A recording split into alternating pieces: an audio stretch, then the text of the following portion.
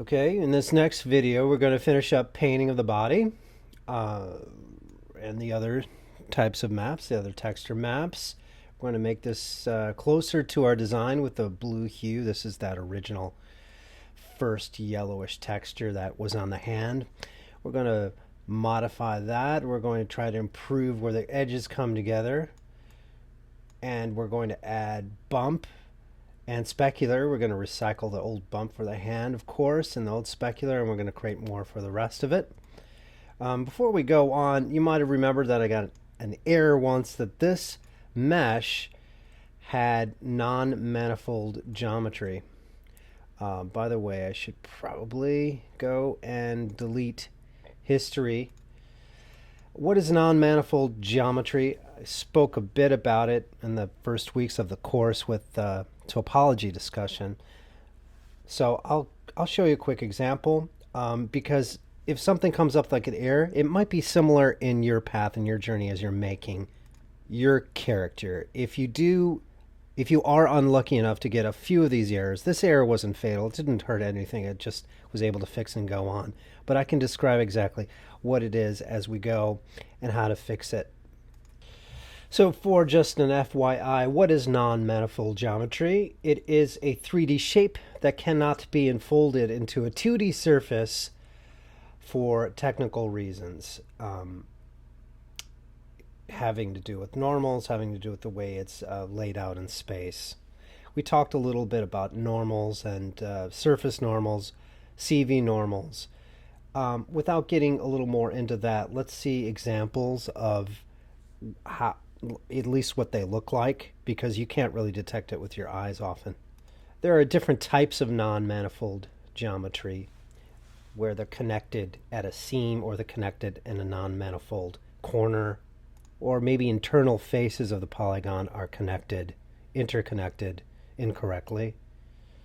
Here's a very straightforward illustration of non-manifold.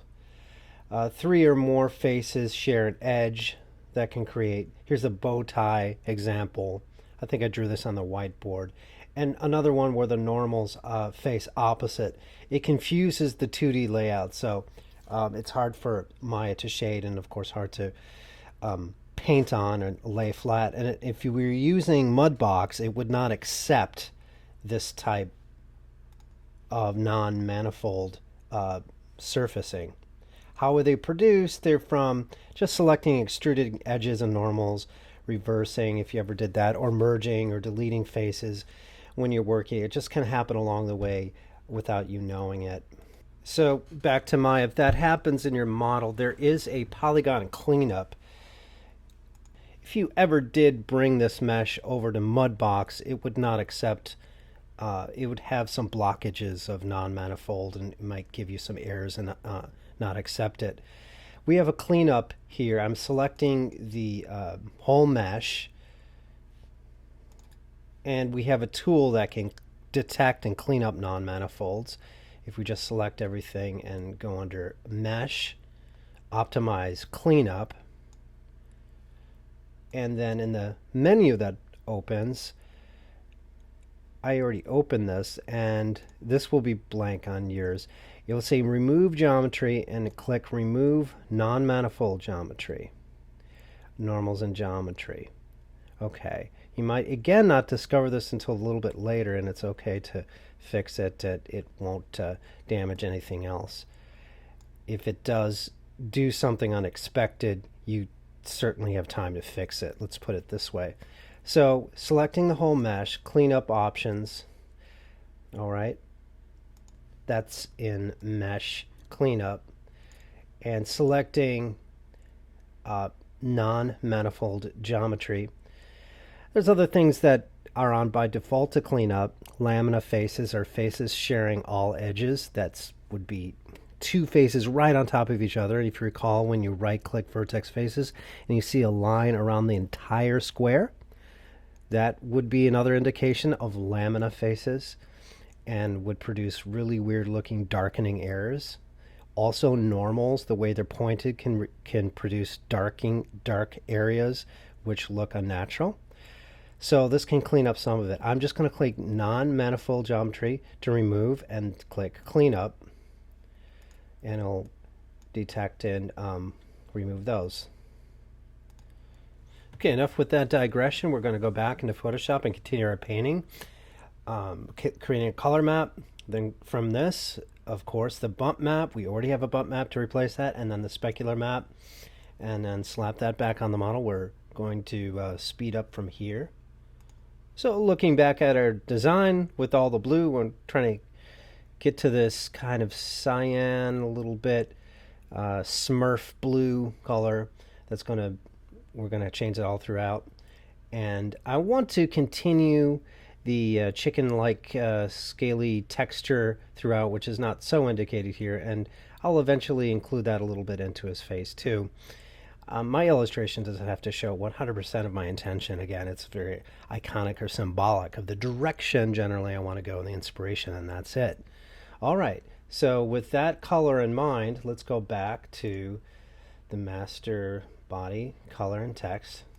Okay, I need the one with all my layers still intact. If you save, be sure you save a PSD or, if you're testing layers and flattening that into a format, saving it, make sure you save the backup version, whatever, to have all the original layers you can get into, because you might be going back and forth.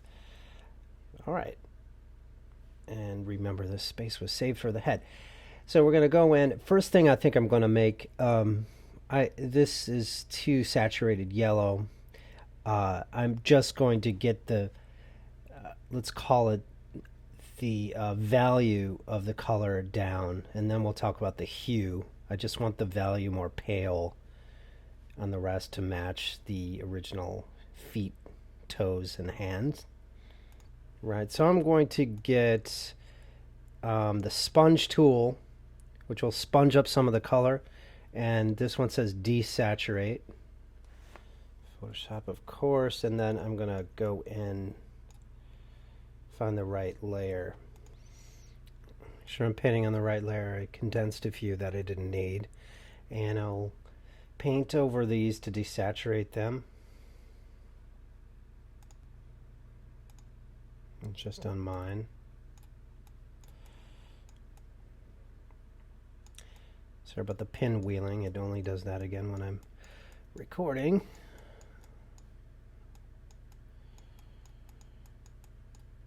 This is, I know it's darkening, but it's just taking out color saturation a bit just to match this. And then this is my target. I want to match the value, not the hue yet, but the value, light and darkness of it, and then I'll dodge it to make it lighter.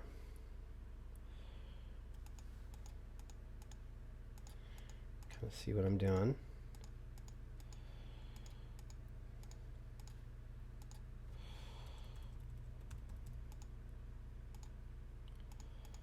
Especially when those seams come together for the edges of the wrist and the toes coming to the foot, the base of the foot, I guess let's call it the ankle. They need to match hue, they need to match value better as well as hue. So that's what I'm doing now. We can see, just hopping over to Maya, is starting to look kind of cool, how that painting is falling into place, but these are the edges that we're trying to match, of course, better.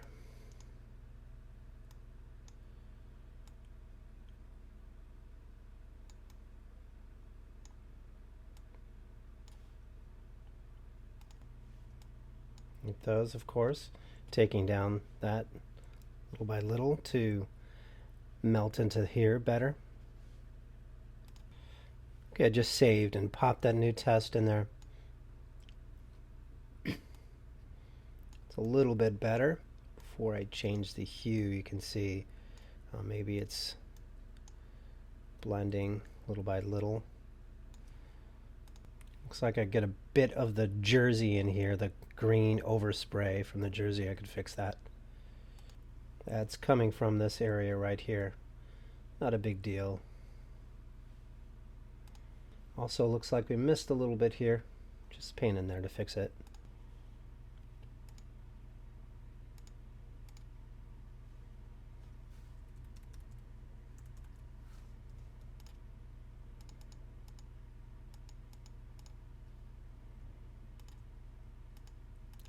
Little spots that you might have missed will start to show up when you least expect it.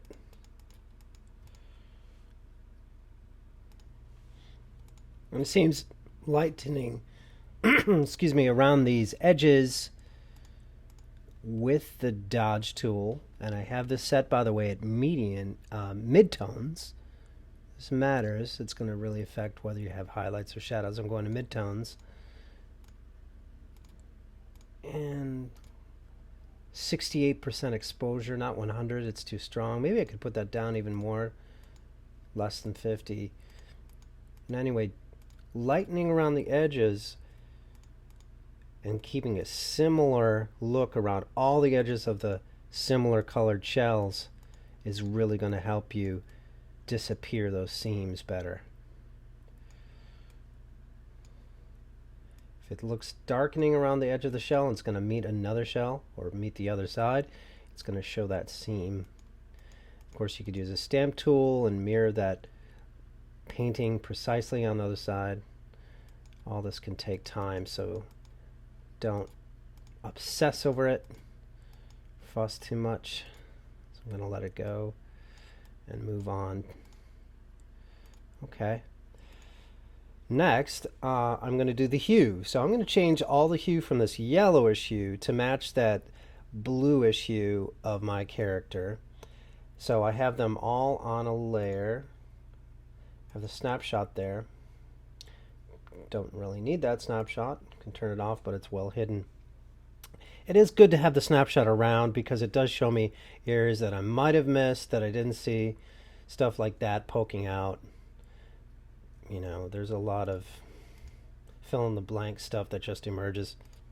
You might, go in and paint that little area that you skipped.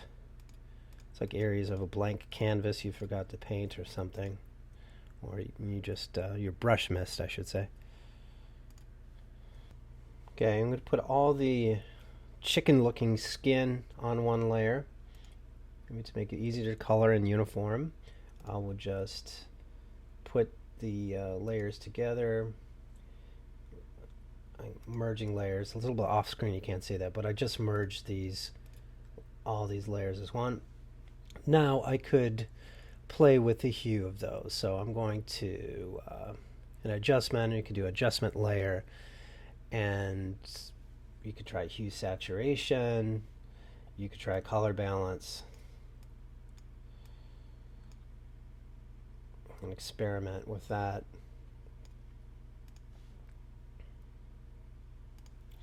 This one's color balance. I think it'll be easier to use for this. And starting with the midtones.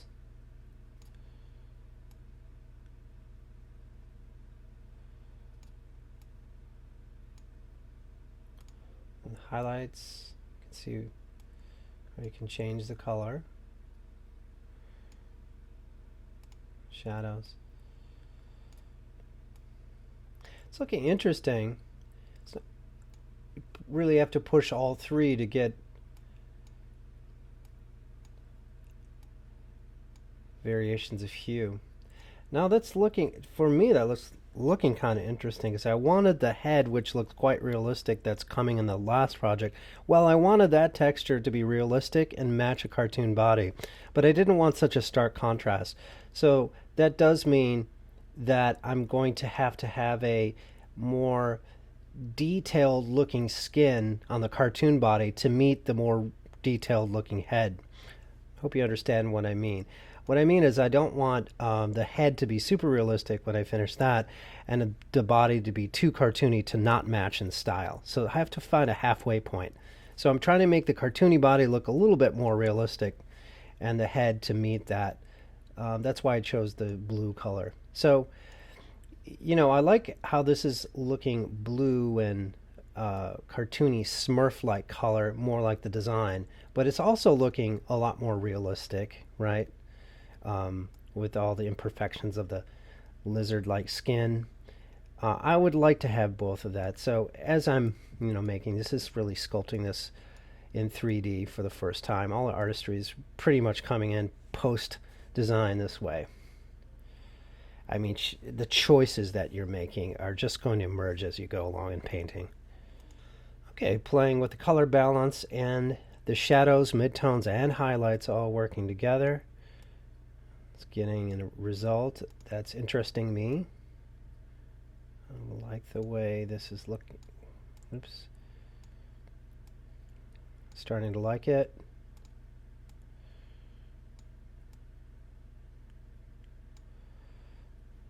And all right, I'm going to click OK on this. You could have also simply tinted. There's other filters, other adjustments you could have made to just tint the color, what's currently there, with other color manipulation tools that you already know in Photoshop. Go ahead and use them. I'm just using the basics. And I do like this discoloration, how these slight pinks and violets and little pale imperfections are coming through. Again, I feel to match the more realism of the head yet to come that will have imperfections on it. Let's just see what that looks like on the mesh. Okay, back in Maya with new mesh saved, and this is what I have.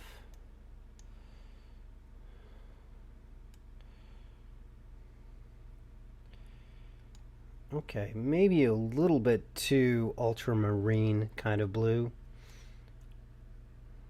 Too much.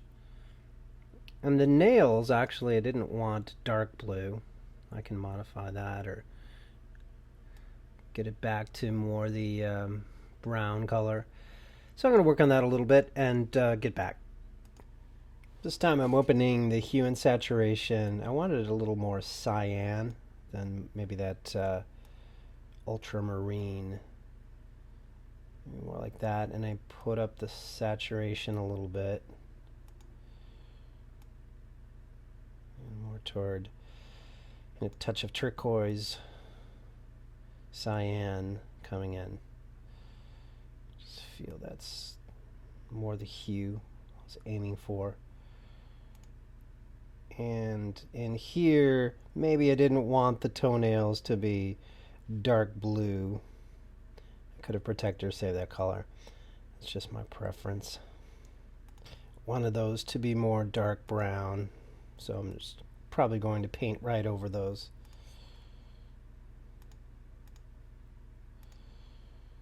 Could be a little bit darker.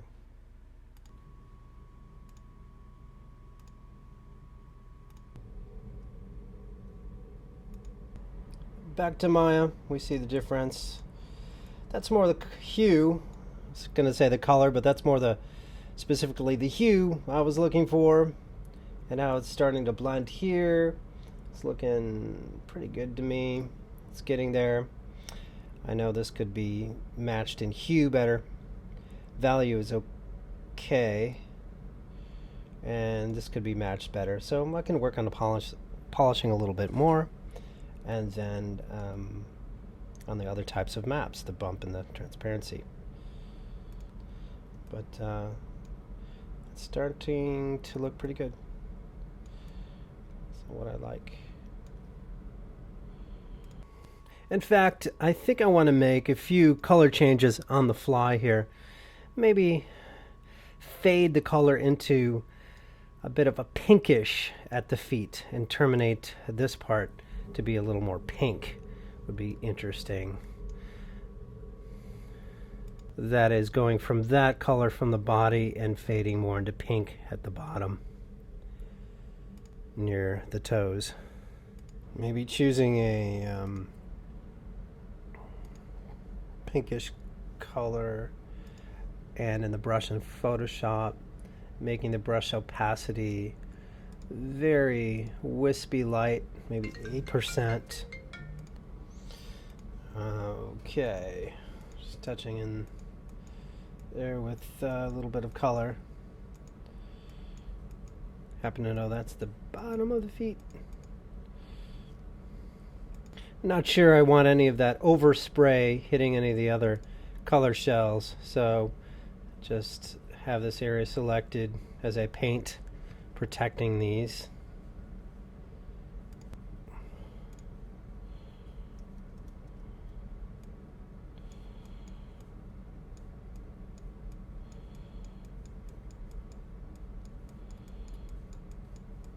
Thinking something like that would be cool.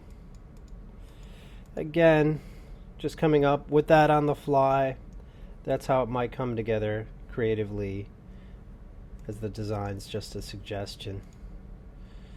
All right, and here where the top of the legs, I think I'm going to darken that. There's a trick to create false shadows because that's coming off from the body. Here I'm going to protect this area as I spray. I'm not going to spray, actually I'm just going to darken this area. And I'm going to use this tool to burn in to create an implied shadow. Let's call this an implied shadow or a false shadow that's coming down from the body. So that is, a shadow that's not really there, but you're giving a feeling of a shadow by darkening that area. And then it would make sense, this is going to pop out in the shell, that you darken the part of the area of the trunk that it's emerging to match it. It will be coming out of this part right here, so this will be a little bit darker, and you would have to equally darken this area if you didn't want a noticeable seam. There's an area right here for the left leg to darken, and the other part for the right leg, optional.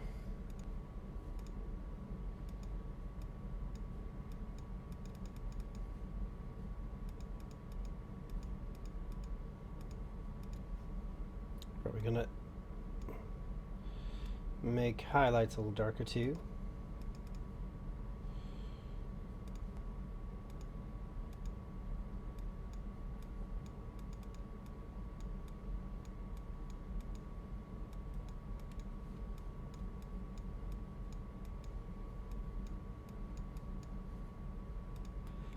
Yes, by the way, I painted that upside down. Yeah, I should have checked. I thought I arranged all the shells so top down, which would be logical, but this one oversight was an oversight. So I did flip around the texture to something like that happens. You can just select it, flip whatever tools you can use to fix it quickly. All right, so the pink part was at the top. I could have flipped around the shell, but this is easier, I think, to flip around the painting. Anyway, let's try it on the mesh, see what it looks like. Okay, that's more like it. I woke up the image, the new image, and pasted it, and this is how the shadow is coming in on the legs. Looks like I have to work on the areas that are dark here, push them around, but and of course paint the feet. I want those a little bit pink. Actually, I kind of like that look. I like it maybe pink here and then going back to blue. This is all happening as I go on the fly. Just think it'd be kind of fun to have color change. Also some fixes. This texture is kind of stretched here. I'm going to repaint that a little bit finer and missing the dark area. So I highlighted all the areas more around the dark, the self, let's say implied shadow around the legs, and better center that. All the faces I selected. Let's improve the look of this area. So these are getting maybe too big a stretch, so I just used the stamp tool. You could use the healing tool in Photoshop to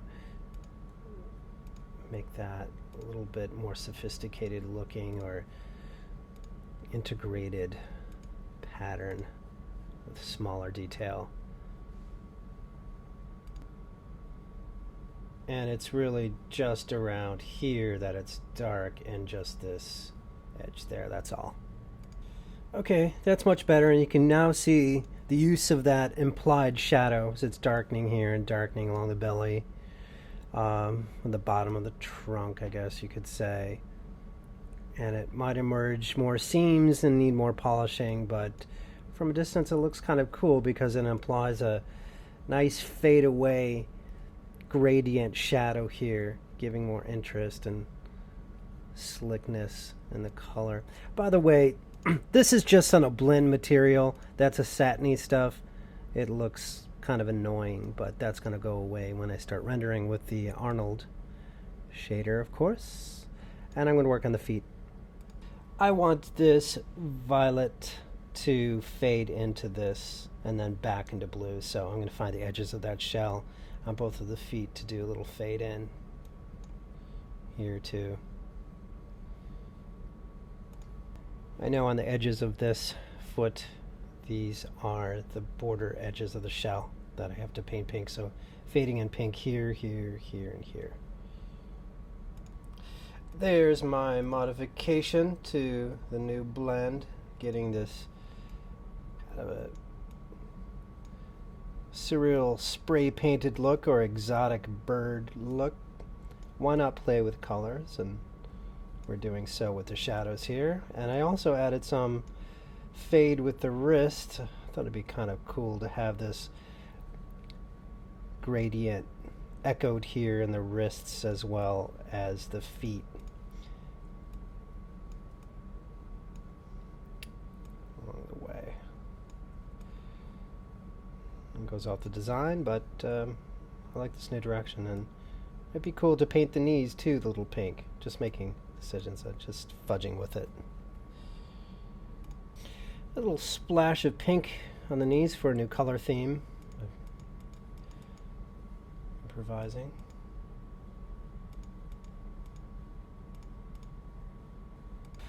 All right. I thought that would look fun. If you don't like that, I understand. That's a departure from the original design, but that's usually in the time constraint. I will throw things in along the way. I think I like the way it looks, so I'm going to keep it. What's nice about doing something like this, little fades and gradients, especially where seams come in, here I had the shadow too, it helps hide the seam. It helps place emphasis away from edge detection of that color shell here. So you're concentrating more on, hey, the color's changing and shifting here, rather than, hey, there's a seam there. And I sort of like that spray painted look, neon, like flamingo saturation, an exotic bird thing coming out. I think that's kind of cool. Now also, if I want, I can darken these areas for illusionistic shadows, what we call them as a kind of a implied or fake shadow, self-shadowing. That might fit right in here pretty nice too. But with the Arnold render, it'll do some of that naturally. If we had a hardware render doing something like a game where we had to calculate on the fly, self-shadows or implied shadows or fake shadows are going to work really well and fast and look like it's more sophisticated than it is. So if I darken right along here where this is where it attaches here, it'll look almost like the arm is self-shadowing, or the edge of the jersey is self-shadowing. Circle to protect the other areas while I darken that. This.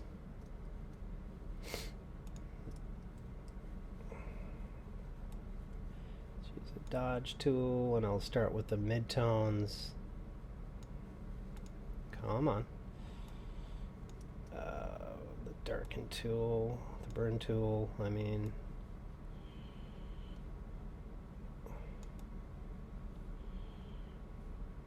Be careful not to get any of these other edges or sides. Might add a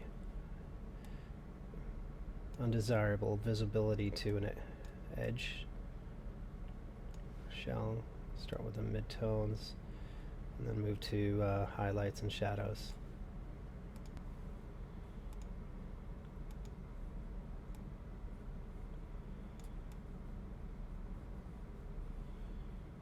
like that.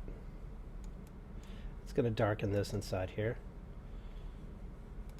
Okay, there's an example.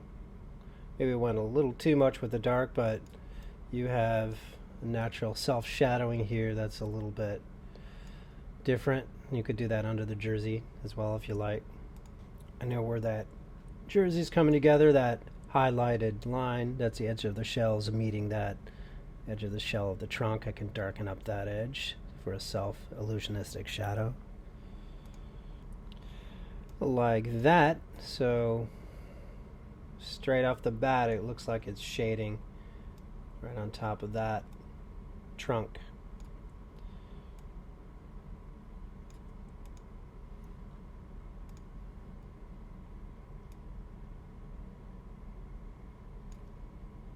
It may create little areas you now have to feel like whack-a-mole to fix others that popped up in a problem that weren't before, but overall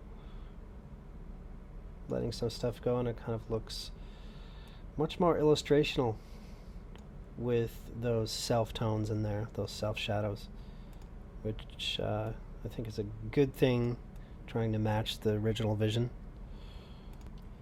Easy enough to fix in the painting, just nip and tucking with the brush tool, like an airbrush in Photoshop. All right, everything is about how I like it with the color, with the hue, and with the value of the color. I'm now going to move on to the bump map and then the specular map. Going into Photoshop and desaturating the image. Remember the steps. Going to adjustment and desaturate, getting all the hue out of it because I don't need that.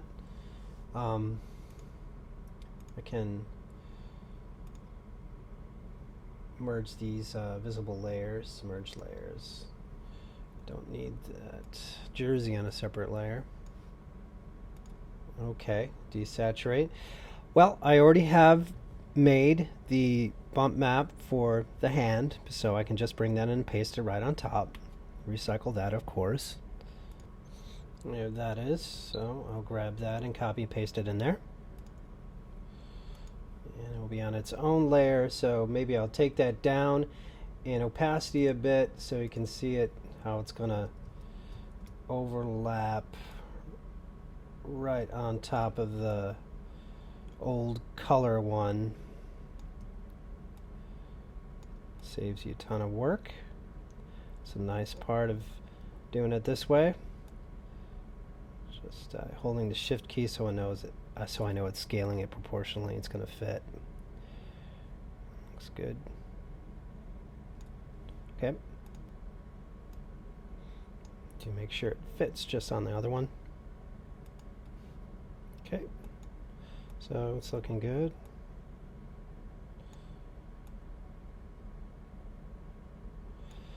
Right there is good. Always keep around that UV snapshot so you know you're still working within the lines. I can see it's shifted off a little bit there. I don't know when that happens. It looks like in the color map. I guess I won't worry about it. It fits pretty well. Okay, I'll have that completely covered. It's a separate layer here. So opacity 100% and completely cover the other one. Now I'm probably aiming for all the rest of this to sort of match the lead, I guess the pilot image of the hand. So I'll select just this layer, and in brightness, contrast, and adjustment, I'll try to get it to match a little bit that darkness of the hand bump. What's going on there? Darkness and contrast. Like that.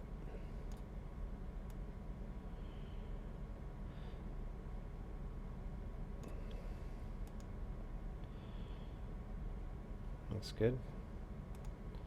The rest I think I'm going to spend with some of the paint tools, so dodging or burning in highlights and creating creases just like I did here. Staying away from the edges because that's going to cause a bumped out, unsightly line, as we've probably learned. Here increasing it. So I think it's good that the numbers really are going to bump their pop out because it works just with the jersey if it's silk screened or it has a thickness to the ink that gets printed on the jersey. So that would be very bright. I'm going to leave that alone. But the jersey has a little bit of a bumpiness to it that I'm going to add. But before I get to the jersey, I'm just going to spruce up some of the parts of the skin and the flesh.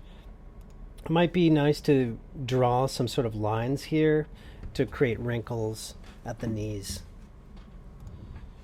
Right here where you have the lines coming together for the knees, and might be nice to accentuate some extra wrinkles here. I'm just using the dodge tool to painterly add them in. You can change to stylistic brushes if you like in Photoshop to create imperfect looking patterns, or however you want. Just using this creative brush to give a more imperfect looking, not so Photoshop-y line to add imperfect wrinkles.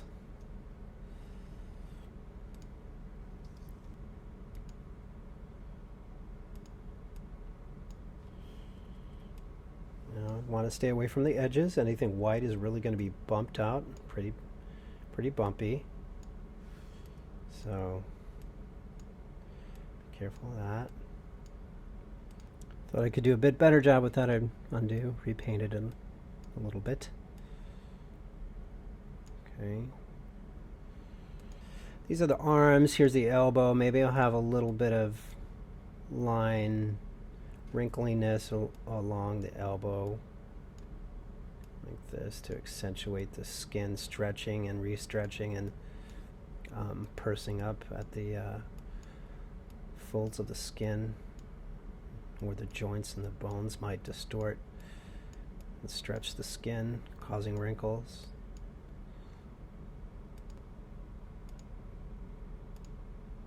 And the other elbow.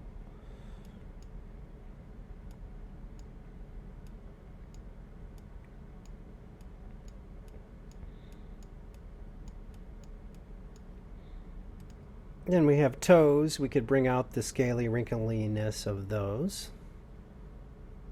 It's a dodge tool. Again, keeping away from the edges of the shells where they won't match up nicely or as nicely. No. Oops, a little bit too bright.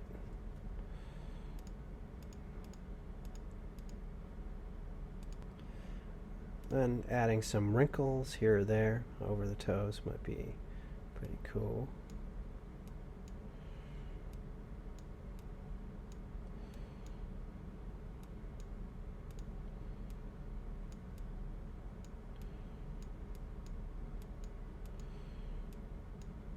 If you have more artistic tools or software to use for drawing more painterly or organic, use whatever you got and whatever skills you have to make that look more natural and less linear, computery, just drawn in. You have a tablet, certainly is going to help.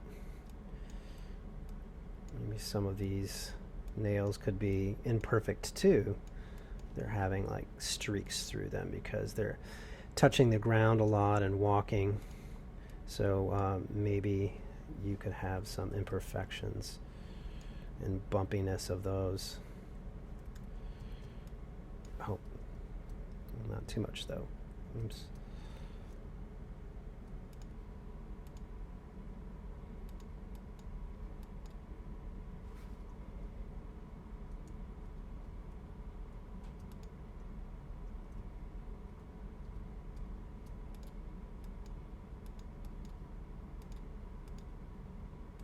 I'm going to try to blend together the shells of the hand, original more, with the new creation of all the other shells of the body a little bit closer in the bump too. Using artistic brushes here in Photoshop to add some unifying speckles, so to speak, putting the exposure up. And as the image evolves naturally in 3D and 2D with all the maps, new things will come up for ideas to unify a detail that a painting pattern that's going to connect all the bumps a little better, as well as the color. Last, before I test that, is I'm going to get, there's a little bit of a pattern to the fabric here of the jersey, like a sports material. Looks like this with the little ventilation holes. It's almost like a strawberries surface. I'm going to try to get some of that as a bump. I'm going to desaturate that and just going for that value of black and white stuff, the little holes.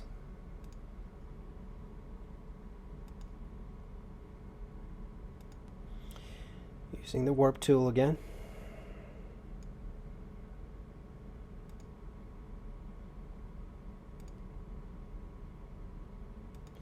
Just duplicating layers and flipping them around to get other patches of this jersey bump texture for the whole jersey.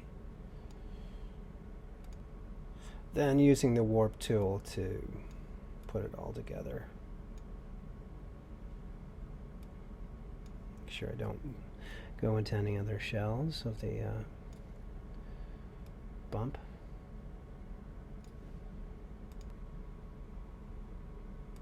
Then I'll paint them together, smooth them all together.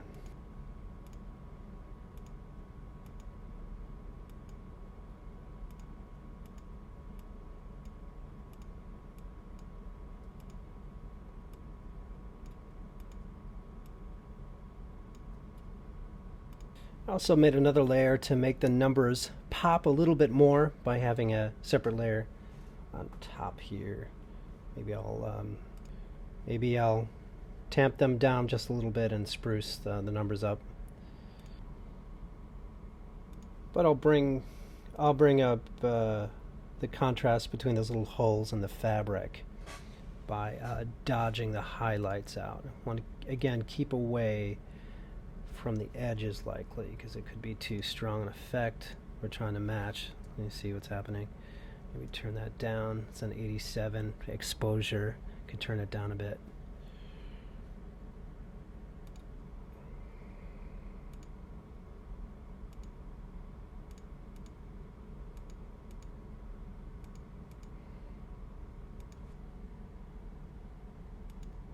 This is my overall bump so far. I'm going to now try it in the mesh.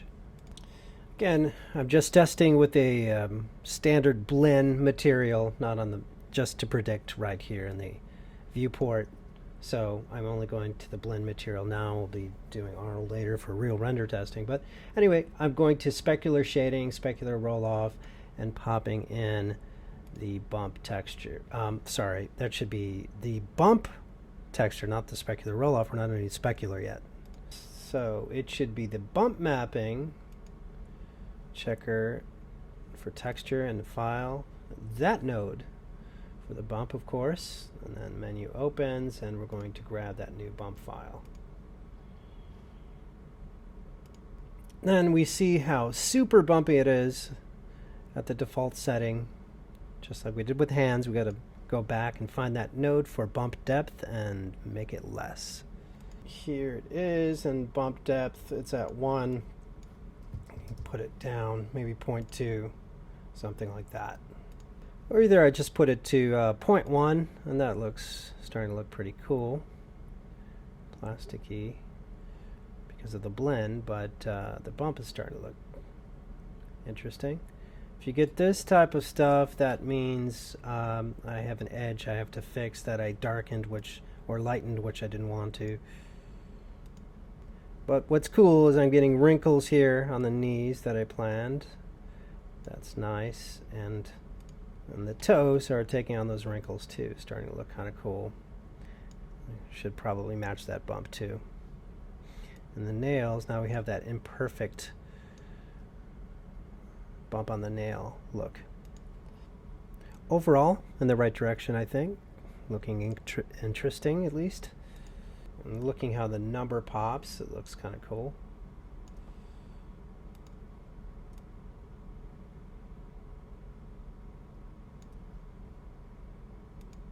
This unsightly edge bumping out here on the arm, I discovered, is because I allowed this to cut in to that map, so of course I have to fix that.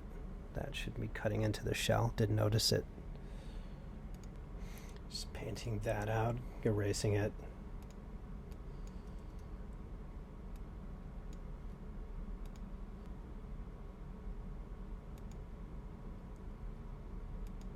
Sometimes you have to go into the menu that lists the file and reload for it to, see, it's gone now, to reload that texture. Sometimes it pops in the color map just when you make a subtle change to a CV, but don't count on it. You'd have to, when you save over the same name of a file, it's gonna, you don't have to grab it again, but in some cases with the bump, you're going to have to click this reload button so it reloads it in to show a new save. Otherwise, it's going to use the old cache. So I also adjusted the bump on the, let's see, the ankle to match a little bit more the bump coming into the from the leg. That was too smooth before. Could spend some time to get this to fade in better, but I'm probably going to let it go, so we're not going to see it that close. And with the lighting, other things are going to help masquerade this. Okay, that's what I have so far. Only one fast and easy map left, which will be the specular. I'll add that and we'll conclude the video. On the example before, I just took this image and inversed it to begin with the specular map, but in this case I want the numbers to pop here, so I want them white, so I'm going to just take the contrast to an extreme, start from that, and not inverse the image. Just go like that and maybe paint on light parts for the nails. Remember that any light areas or whiter areas are going to be the shinier areas, and that's what a spec map is. I can bring in the old specular map for the nails. I think it's just faster to redo here. I will use Dodge tool for it.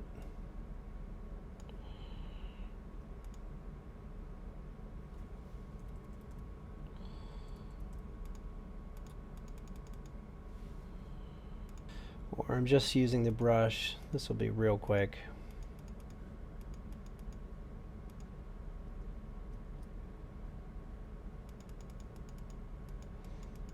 Nails were, just happen to remember they were here. And the areas you think should be shiny, appearing and catching the specular, the glistening parts of light hitting the skin and shooting a specular off from. I wanted to make these numbers really shiny, so I'm going to bring up the white even more.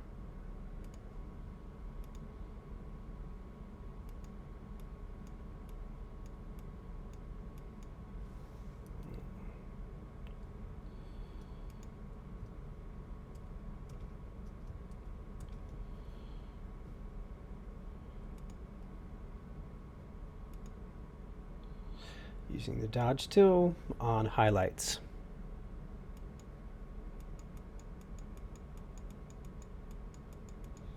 Maybe certain parts of the jersey are a little shinier. And watch out for the edges of the shell. Here, there. This won't take long. Where some of the wrinkles happen, it could be shinier, satin near those height of the wrinkles. When we do render it in Arnold, it should see those things and catch it and create a really nice phenomenon.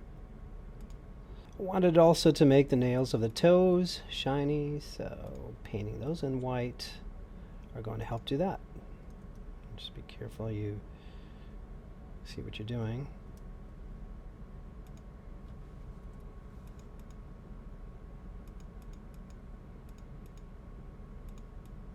And this whole part's the nail, as you remember.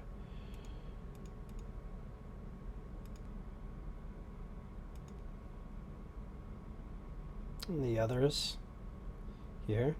Paint those in.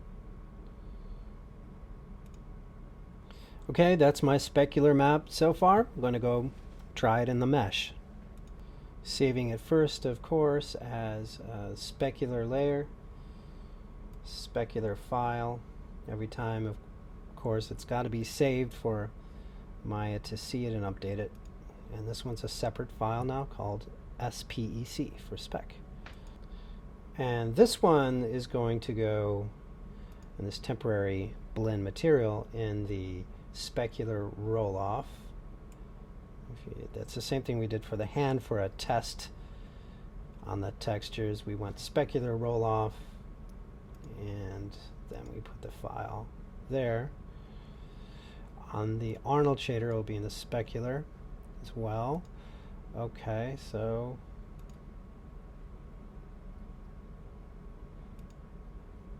right. Okay, so that's the result. We can see how shiny the nails are compared to the more dullness of the skin. It's catching the light, even just in the hardware shader of the window here. And on the numbers, we can see how it's catching the light more readily, a little bit more readily. I could paint this down so the numbers shine a bit more, but it is more shiny than the background. Let me see in the back number, that true as well. All right. And same on the hand as always. It's catching on the nails more than it is on the flesh of the hand. That's what we're aiming. Okay, I know I could tweak the specular map a little bit better, but I'm going to leave it at that. Leave it at the end of this video. And now for the next video, we're going, before we actually talk about the Arnold render material and just putting those right in and start rendering right away, we're going to do a video on transparency maps, because the next step I promised was the feathers that hang off, and we're going to create transparency cards for the feathers. Okay, so let's end the video on all the maps, the coloring, and that phase of the production is done for that.